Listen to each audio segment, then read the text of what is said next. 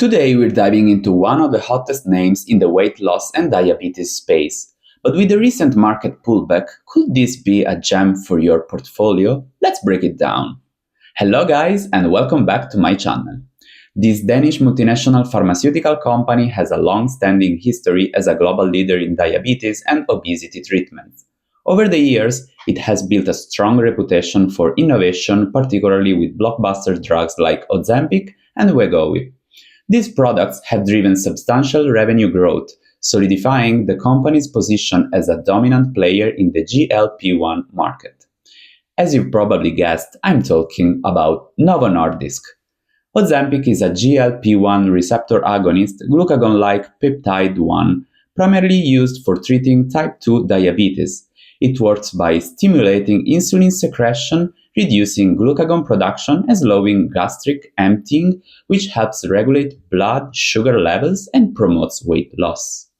The cost of Ozempic varies based on factors like whether you have insurance coverage, if you are eligible for discount programs, whether you're using brand name Ozempic or a compounded alternative. Without insurance or discount programs, Ozempic can cost around $1,000 a month in US. Most insurance providers only cover the cost when it's used to treat type 2 diabetes. Out of curiosity, here are the monthly prices of Ozempic in different countries. This has sparked strong debates in the US, given the significant price difference compared to other regions. Wegovy contains the same active ingredient as Ozempic, semaglutide, but is specifically approved for chronic weight management in obese or overweight individuals with related health conditions. The higher dosage compared to Ozempic makes it more effective for weight loss. The impact of Wegovy on the market has been impressive, so much so that Novo Nordisk has struggled to meet the demand. Without insurance, Wegovy can cost around $1,300 per month. These price points are crucial to understand the revenue potential, both in terms of what the product can generate and what it is already generating. Beyond its product lineup, the company has also been adapting its business model to strengthen market penetration. A notable recent move has been the launch of direct-to-consumer sales channels, allowing Novo to lower drug prices and enhance accessibility. Novo Nordisk will cut the price of its blockbuster weight loss medication Wegovy to $499 per month for sustained patients who pay using their own money instead of going through insurance. Novo will offer the discounted product through an online pharmacy that will send prescriptions to patients through the email, a strategy that drug makers are increasingly using to take more control of the distribution of their products. Novo Nordisk's competitor, Eli Lilly, has a similar offering for vials of its weight loss drug, Zepbound, for $499 per month, the same price of Novo. This strategy not only improves affordability but also increases patient adherence, further fueling long-term demand. Let's dive into the fundamentals, because that's what defines the quality of a stock, not its price. Remember, price is what you pay, value is what you get. The stock is trading at a P/E ratio of 24 with impressive margins, almost resembling a tech company. Revenues are steadily growing and Novo consistently pays a dividend of around 2%, increasing it over time. With a conservative 50% payout ratio, it appears attractive even to investors focused on a dividend growth strategy. Looking at the annual report, we can see that the net sales and operating profit grew by 25% in 2024 compared to 2023, while net profit saw an impressive 21% increase. Sales grew by 25%. Here are the details of their portfolio, with every product showing an increase in sales. Everything looks great, but the stock price is down 50% from its all-time high. The first risk to be mentioned is competition, with Eli Lilly being Novo Nordisk's biggest competitor. As always, news articles tend to be always extreme. While Novo Nordisk has a strong lead in this market, competition is heating up. Eli Lilly is aggressively expanding its weight loss drug pipeline, and other biotech firms are entering the space like Roche. But here's the key question. Can Novo Nordisk maintain its moat despite pricing pressures and direct-to-consumer sales strategies. Starting from the bottom of this comparison between Eli Lilly and Novo Nordisk's metrics, it quickly becomes apparent that Eli Lilly's market cap is more than double that of Novo Nordisk. The market cap of Novo Nordisk converted from Danish krone to euros is approximately 340 billions of euros. When looking at the growth metrics, it seems that Novo Nordisk's growth is even higher than Eli Lilly's.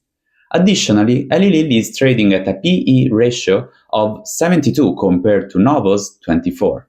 This likely reflects the market's belief that Eli Lilly will be the dominant player in future weight loss treatments. Otherwise, there's no clear explanation for this premium valuation assigned to Eli Lilly. Another risk for Novo is linked to the hype surrounding weight loss drugs. As the hype diminishes, demand could decrease, potentially impacting the profits of pharmaceutical companies. Additionally, since a large portion of Novo's revenues comes from the US, tariffs could pose a risk. However, I believe this is more of a short-term concern. Another risk is related to the trial results of new weight loss drugs in development. However, with the stock price having dropped by half from its all-time high, it seems that much of this risk is already priced in. In fact, as highlighted in this article from last December, Novo Nordisk's shares dropped following disappointing trial results for its new weight loss drug. Novo Nordisk's shares dropped 20% after releasing that the phase 3 trial for CagriSema showed that the treatment achieved weight loss of 22.7% after 68 weeks, lower than the projected 25%, burning 90 billion of euros in market cap in just one day. Very disappointing, right? Well, it's disappointing to see this market reaction, not results of CagriSema. In the meantime, Eli Lilly reported a 24% weight loss with its latest medicine. Market sentiment turned negative due to the phase 3 trial results, which, as a reminder, showed a success rate of 22.7% compared to the expected 25%. If patients lose around 23% of their weight instead of the anticipated 25%, do you think the drug will be considered a failure, or will the sales projections remain largely unchanged with Novo Nordisk continuing to work on improving the drug's results?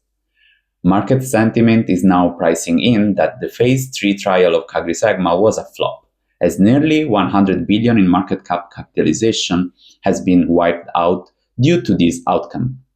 I completely agree with the quote from Mizuho's strategist in the Barron's article, where he says, "Sentiment around Novo is the worst in at least 2 years and seems extreme in our view."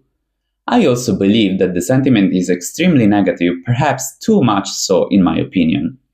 The market often sees only one winner, but in reality, the weight loss diabetes market is so large that even if Novo Nordisk were to become the second player in terms of revenue, it would still make the company potentially undervalued and capable of generating long-term value for investors.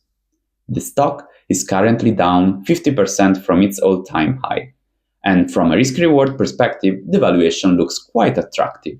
While it could drop further in the short term, if you consider the company's outlook for the next 3-4 years, it has the potential to deliver significant returns. Despite the results, the company remains in a strong position to continue leading the weight loss market, as Novo Nordisk is the global leader with a market share of around 70%. It seems, however, that the market has already crowned Eli Lilly as the winner of the race. The GLP-1 market is expected to reach a value between 144 billion and 192 billion. Considering that Novo Nordisk's total revenues for 2024, not just from GLP-1 products, amounted to 39 billion of euros, even capturing just a slice of this market would justify a higher stock price. Now, imagine the potential future price if Novo Nordisk managed to capture more than just one slice. Some analysts believe Novo Nordisk could become the first 1 trillion of euros company in Europe. Could it be a 3x in 5 years? Given the current fundamentals, is it so far-fetched to think that the stock could double by 2030 or even triple?